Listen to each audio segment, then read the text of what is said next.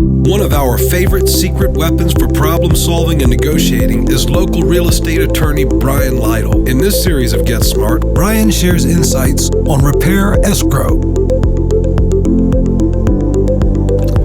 Hi, I'm attorney Brian Lytle, and in today's Get Smart segment, we're going to take a look at repair escrows. Before we do that specifically, just to remind you, this is not specific legal advice. It's always fact dependent. Rather, this is just a broad overview. And of course, the three contracts within the Liz Moore and Associates geographic area use three different contracts. The RAIN contract is used on the Virginia Peninsula, the CVR contract is used in Richmond, and the VR contract is used in Williamsburg. And of course, on each of those, the surrounding geographic area. And there's no law that says it has to be that way. That's by custom and tradition, and of course you might see one contract in a different area. Those contracts handle some things a bit differently, some things quite a bit differently, but on this case, all are fairly drafted for both buyers and sellers. So in that way, your Liz Moore and Associates agent uses the same contract whether he or she is representing a buyer or representing you as a seller. So again, the purpose of this Get Smart segment is to drill down on repair escrows and to take a look at those. If you have any questions or need direction, you should ask your Liz Moore agent for guidance. So, what is a repair escrow? Well, it's not unusual in the contract, whether it is a result of a home inspection or a different provision like termite and moisture damage. The seller has obligated, the seller has obligated themselves to perform certain repairs. And we're in a situation where the repairs have not been completed by the date of closing, but the parties want to close and escrow some money to pay for them.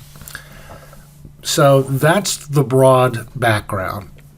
Let me say that this is generally a bad idea.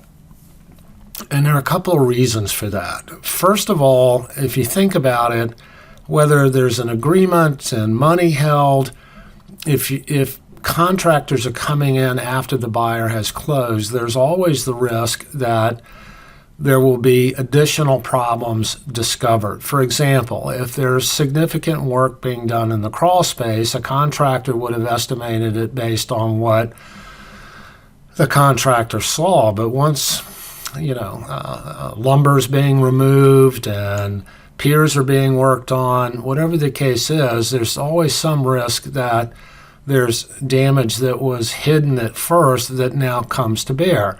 And of course, there's insufficient money to take care of those things. So you're always better off, really both from a seller and a buyer standpoint, to actually have the work done, know that it's done, let the buyer inspect, review, and approve it so that those kinds of disputes don't come up.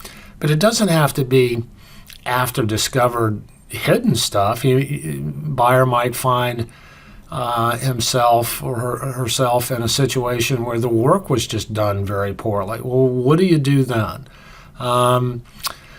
Well, of course, you're going to proceed on the escrow agreement, but you're going to get into a fight that's a difficult situation. That contractor might want to file that you're firing or didn't do the work, isn't getting paid, is going to file a mechanics lien.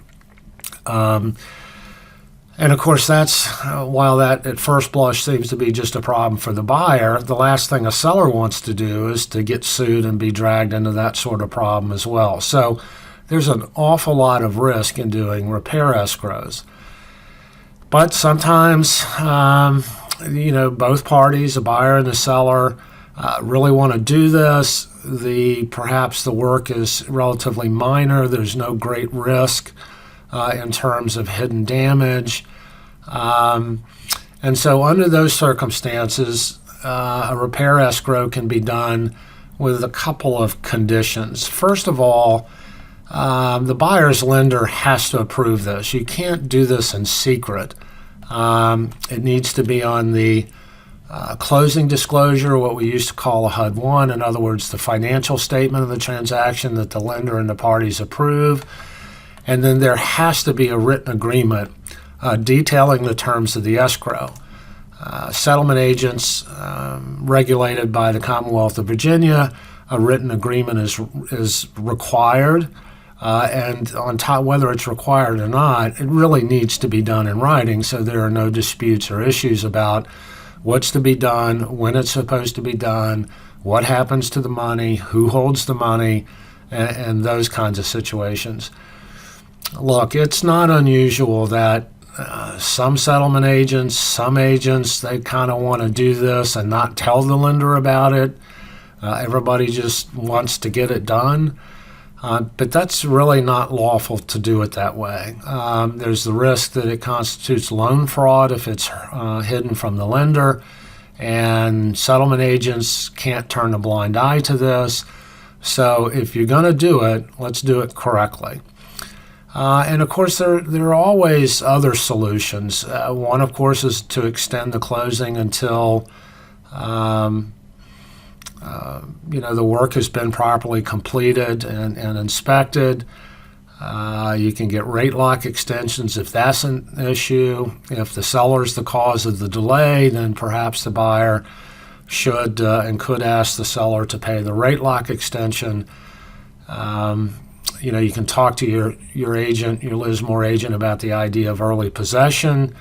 But there again, that's a little problematical, and that's generally not a good idea either. So it is true that you can do repair escrows.